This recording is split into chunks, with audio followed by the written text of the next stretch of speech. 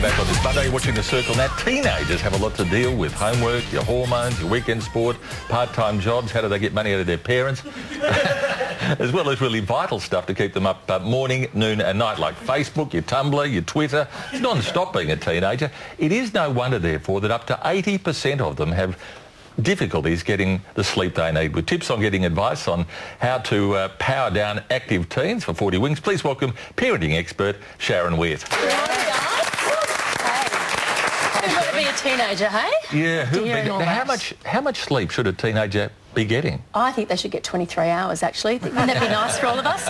No, the actual fact is they need between 8 and 10 hours a night. In fact, most of our teenagers are actually getting below 6.5. Wow. So I speak in a lot of schools and I ask this very question and many young people will say they're getting 6 and under. I spoke recently to one school and the Year 6 girls were telling me that some of them are spending up to 5 hours a night on Facebook and social media. So is there any wonder they're not getting enough sleep? Yeah. The problem is they end up getting a substantial sleep debt, so they're pretty exhausted, and then poor old me cops it at school the next day when they turn up and they're exhausted. So yeah, we really need to help them. Should we help them? I confiscate my kids' phones and you know, what do you call them? Computers and stuff. Gadgets. Yeah, and all their joy. And I said, I'll hold it for you till you deserve it. No, but I'd take that away because otherwise they will just be on the Facebook for hours. Absolutely, they will, they can and they will. So I think one of the things we need to do as parents is to put in those boundaries, and it's okay for us to put boundaries in surrounding sleep. So especially those mental stimulants like, you know, your iPods and the gaming and the computers and the television screen in the bedroom and, you know, I could go on and on. It's really important that we put those boundaries in. They should have that sleep hygiene, shouldn't they? None of that stuff. Absolutely. You know, I think, look, if parents, if they have a computer in their room or they have a television, that's, you know, that's up to the individual parent, but you do need to say this is the time they're going off and you actually need to follow through. It's okay to go in and pull it out of the plug. Yeah. But I think with regards to social media, I'm a big advocate of saying that there needs to be a central station, that these things are recharged and they're not near the room, because teenagers are teenagers. If you've got it next to your bed, it's so tempting to just turn it on. I know that mine charges next to my bed at night. First thing in the morning, you know, turn it on, check your emails, and kids will do that. 11 o'clock at night, they'll say, I might just be missing something on Facebook and I don't want to get to school tomorrow and find out, you know, Jack and Jill have actually broken up. Yeah, you know? exactly. So it's really difficult. So there's some great things that we can do to help our kids learn to actually start to fall asleep. Because, I mean, I know when I had my youngest child, she was up 9, 10 hours a night and it was just exhausting. And we actually, as parents, we teach our children how to learn how to sleep. So here's some things that we can do to help our children. Choose a relaxing bedtime routine. Now, for some kids, it might be just have a warm bath. It might be just sort of, you know, sit in bed and read. Avoid things like music and the games, you know, just an hour before bed.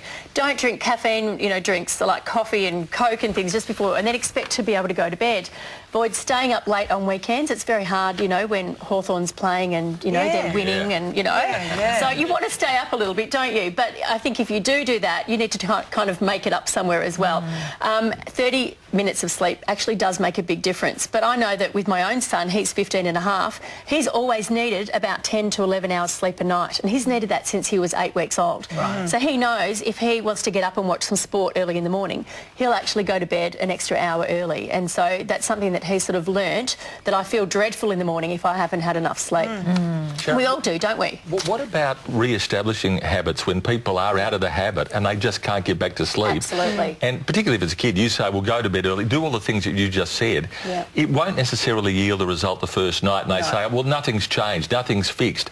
Can you give some sort of mid-term advice to parents about how they should stick with it, perhaps? Because I know when my daughter was waking up, I actually couldn't fall back to sleep again. Once my daughter had got me into that habit, I couldn't fall asleep. I had to learn the routines all over again. So for our teens, things like, you know, for midterm, start just going to bed early each night. So even if it's an extra hour early, take those stimulants out of the bedroom, have a warm drink, maybe just read for 30 minutes, but, you know, start to set those little stimulants that will help you actually relax a bit, because our kids, their minds are absolutely racing.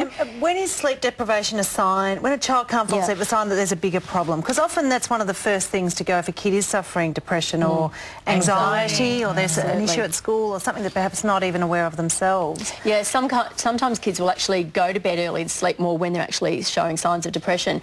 But often our kids, as teenagers, they're going through puberty, there's lots of changes to their friendship groups and boyfriends and girlfriends, and there's lots of schoolwork and those sorts of changes. So it can be really, really difficult for them to actually fall asleep because they lie in bed at night and start worrying about everything. In fact, a lot of the teens that I work with are saying they're struggling with falling asleep at night, or they're waking up too early. So they might not fall asleep till 11 or 12 at night. Some of them are hopping in bed at 9 o'clock at night, but it's taking them 3 hours to fall asleep. Yeah. You can imagine that pressure that teenagers are under, and that, you know, fight at school or being bullied. It would, you know, it would lay with you as you're trying to get to sleep. Well, we know ourselves when we're struggling and we've got stress, we can find it really hard to fall asleep, and that's what it's like for teenagers. So if we can help them develop that routine, and good habits take a couple of weeks. So as you said, you know, we can help them put those habits in place, help to settle them, ask them to go to bed early, you know, for one night, actually check on them, keep those stimulants out of the room, and just hopefully they'll develop that routine of actually being able to fall asleep, because it will pay dividends in the end if they actually can come to school and they've had good sleep. And That's good advice. Wonderful, I'd like you to do a segment on how you get a kid out of bed. I've got a... That's a whole separate story one time. Yeah, we'll have you back for that one. Please thank parenting expert Sharon Witt. And we'll be back with more this Monday after this from Marianne.